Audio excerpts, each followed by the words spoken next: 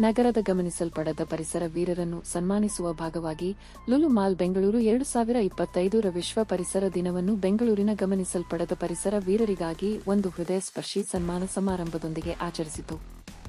ನಗರವನ್ನು ಸ್ವಚ್ಛವಾಗಿಡಿ, ನಗರವನ್ನು ಹಸಿರಾಗಿಡಿ ಎಂಬ ಘೋಷವಾಕ್ಯದೊಂದಿಗೆ ನಡೆದ ಈ ಕಾರ್ಯಕ್ರಮವು ನಗರದ ಸ್ವಚ್ಛತೆ ಮತ್ತು ಸುಸ್ಥಿರತೆಯನ್ನು ಕಾಪಾಡುವಲ್ಲಿ ಈ ರಸ್ತೆಯೋಧರ ವಹಿಸುವ ಅನಿವಾರ್ಯ ಪಾತ್ರವನ್ನು ಉತ್ಸಾಹದಿಂದ ಗುರುತಿಸಿತು.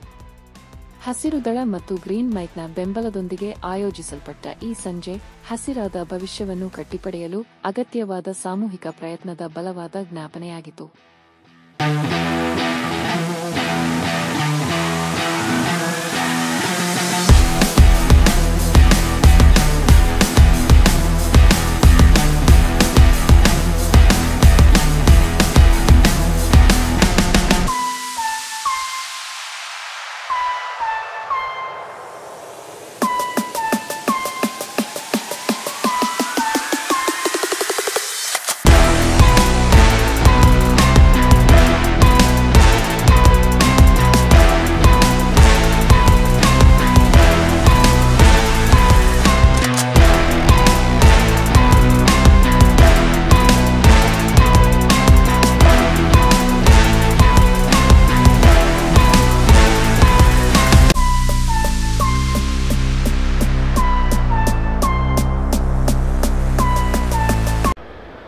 ಎಲ್ಲರಿಗೂ ನಮಸ್ಕಾರ.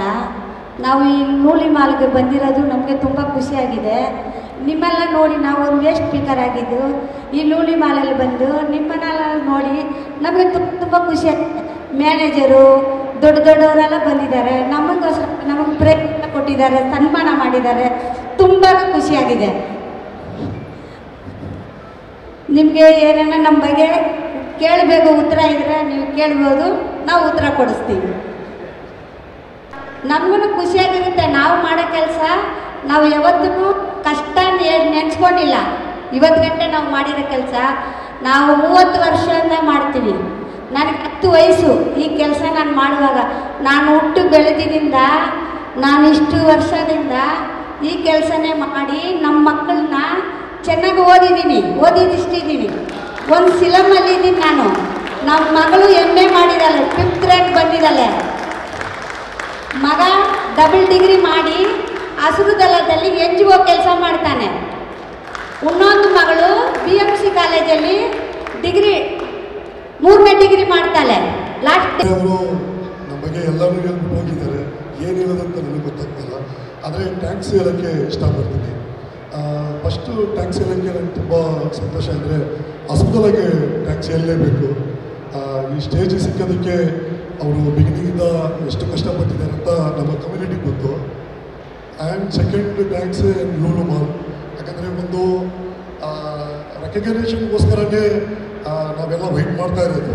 ನಾವು ಮಾಡೋ ಕೆಲಸ ಎಲ್ಲರಿಗೂ ಗೊತ್ತು ಆಗಬೇಕು. ನಾವು ಏನಕ್ಕೆ ಮಾಡ್ತಾ ಇದ್ದೀವಿ ಅಂತ ಬೇರೆಯವ್ರಿಗೆ ಅರ್ಥ ಮಾಡಬೇಕಂತ ಸುಮಾರು ಸಲ ನಾವು ಟ್ರೈ ಮಾಡ್ತಾನೆ ಇರ್ತೀವಿ. ಆದರೆ ಏನೋ ಗೊತ್ತಿಲ್ಲ, ಕಸದ ಮೇಲೆ ಕೈ ಇಕ್ಕಿದ್ದಕ್ಕೆ ಜನರಿಗೆ ಏನೋ ನಮ್ಮನ್ನು ಒಂಥರ ಮಾಡಿ ಸೈಡ್ಗೆ ತಂದುಬಿಟ್ಟಿದ್ದಾರೆ.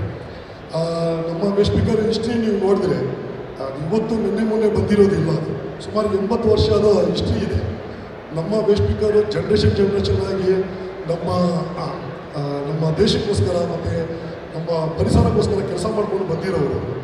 ಆದರೆ ಇಷ್ಟು ವರ್ಷ ಯಾವಾಗಲೂ ಒಂದು ಕೋಪ ಇರುತ್ತೆ. ಇವಾಗ ನೋಡಿ, ನಾನೇ 3rd ಜನರೇಷನ್ ವೇಸ್ಟ್ ಸ್ಪೀಕರ್ ಆಗಿ ಬಂದಿದ್ದೀನಿ.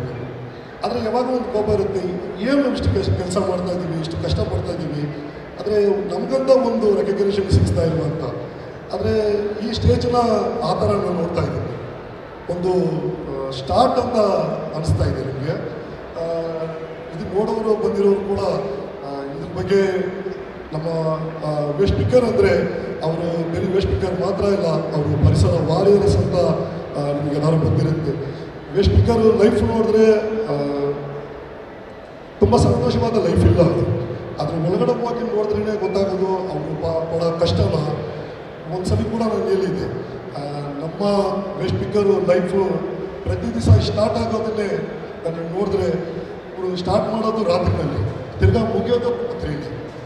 ಆ ಥರ ಒಂದು ಲೈಫ್ ಸ್ಟೈಲ್ ಇದೆ. ಆದರೂ ನಮಗೆ ಸರಿಯಾದ ರೇಟ್ ಇಲ್ಲ, Hasirutala innovations for recognizing the waste pickers.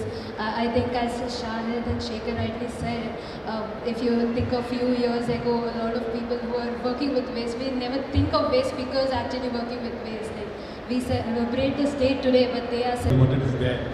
But first of all, welcome you all, and it was been a lovely evening, all of you viewers. It's a great way to celebrate Environmental Day. I would say nothing better than having you with us, our street over here.